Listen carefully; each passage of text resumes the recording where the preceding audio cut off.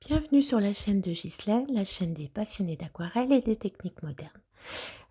Aujourd'hui, nous allons fêter Halloween. Alors, je ne suis pas spécialement fan de cette fête et pour la célébrer de manière un peu plus joyeuse, j'ai décidé de vous faire une petite sorcière gentille.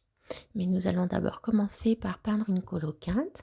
Alors, c'est une sorte de courge, mais avec des tubercules, avec des petites aspérités que je trouve sympathique pour fêter cette fête. Nous allons d'abord peindre avec du jaune de Naples, tout simplement parce qu'il est assez opaque. Et pour peindre ces légumes qui ont la chair épaisse, je vous conseille de prendre du jaune de Naples et puis des minérales, tout ce qui va granuler un petit peu. Donc je travaille avec du jaune de Naples et je rajoute quand même du jaune indien pour amener un petit peu de lumière. Concernant cette lumière, n'oubliez pas de ne pas peindre, justement. N'hésitez pas à laisser une partie de votre objet, de votre sujet en blanc, complètement blanc. Ça vous amènera beaucoup de lumière. Là, vous voyez que en plus d'avoir laissé du blanc, je retire avec un pinceau, avec des poils assez fermes, je fais des retraits blancs. Pour tout ce qui est petite aspérité de ma coloquinte, j'ai mis du drawing gum, ce qui me permet de passer par-dessus. Ça n'empêche que dessous, je commence à amener un peu mes ombres portées dans le jus. C'est-à-dire qu'en plus de mon jaune, je mélange sa couleur complémentaire du violet.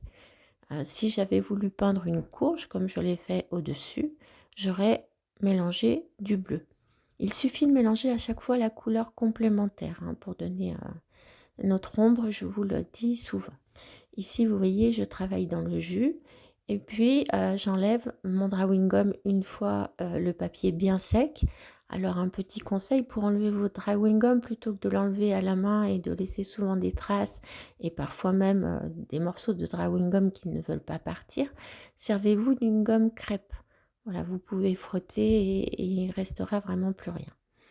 Et à l'intérieur justement de ces petites aspérités, pour donner ces effets un peu bosselés, ces sortes de petites verrues de légumes, je ne travaille uniquement qu'avec la couleur complémentaire. Vous voyez, je reviens à l'intérieur et puis je forme des petites boules et comme d'habitude, je ne vais pas peindre entièrement.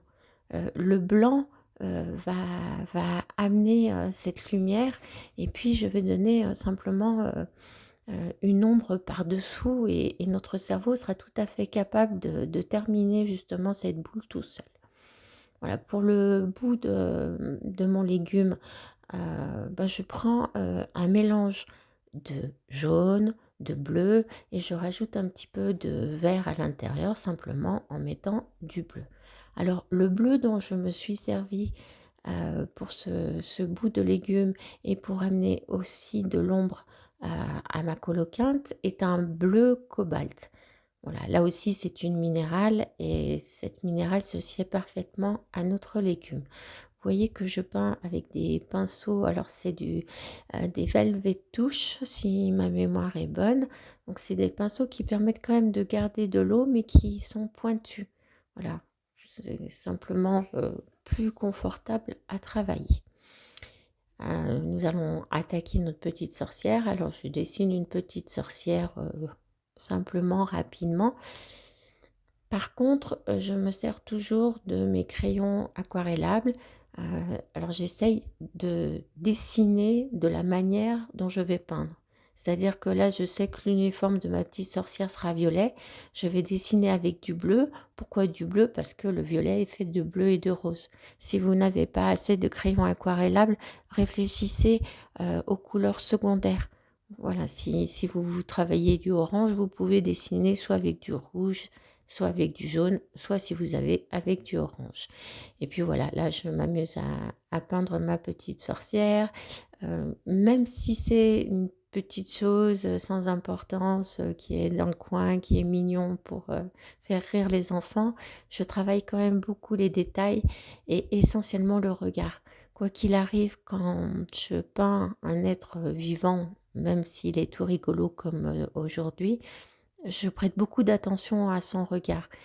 Si le regard, est, on va dire, raté, l'ensemble du personnage sera raté. Donc c'est vraiment quelque chose, heu, pour lequel je mets beaucoup d'importance.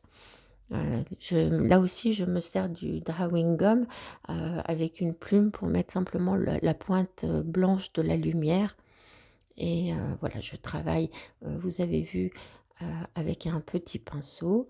Pour la peau, je me sers du jaune de Naples, là aussi mélangé avec du lac rose pâle. Le lac rose pâle est une couleur Blux, qu'on peut remplacer ailleurs par un rose permanent. Voilà, je reviens. Là aussi, pour faire mon noir, comme d'habitude, je me sers soit du marron de Périlène pour ceux qui ne sont pas chez Blux, soit du rouge de Mars pour ceux qui s'en servent, mélangé avec de l'indigo. Voilà. Et puis vous voyez, je n'hésite pas à faire baver un petit peu les choses à l'intérieur, parce que ça va donner des petites ombres que je vais retirer après avec mon pinceau biseauté, frotter un petit peu. On a moins l'effet dessiné qu'on pourrait avoir dans une peinture où on travaillerait uniquement sec sur sec. Là, vous voyez, moi, je me sers encore de l'humide et je n'ai vraiment pas peur si ça bave à l'intérieur. Vous voyez, c'est au contraire ce que je vais rechercher. Ça n'empêchera pas plus tard, dans le sec, de revenir pour amener quelques petits détails, quelques cheveux, quelques petits cils, voilà, qui devront être parfaitement dessinés. Là encore, je m'occupe de mes ombres portées sous le cou. Alors comment faire une ombre, portée en couleur chair? Eh ben, simplement, vous allez rajouter un petit peu de bleu. Alors généralement, je mets du bleu de céruléum, mais là, j'ai mis vraiment du bleu, cobalt justement pour pas qu'il y ait de mélange trop de couleurs. Voilà, un petit peu d'ombre pour mon nez, des petites taches de rousseur. Ah, vraiment, je m'amuse. J'aurais beaucoup aimé, illustrer des livres d'enfants. Ah, c'est quelque chose qui m'aurait beaucoup plu parce que j'aime beaucoup, ce côté magique et puis le regard toujours, illuminé des enfants quand on fait ce genre de petits dessins. Voilà, et je me retrouve très rapidement dans leurs yeux aussi. Alors, un petit peu de orange que j'ai créé avec du jaune citron et du lac rose pâle ou rose permanent. Voilà. Et puis maintenant, un petit peu autour, je vais foncer pour amener un petit peu de contraste sur mon chapeau. Vous avez vu que j'ai laissé là aussi du blanc pour amener de la lumière.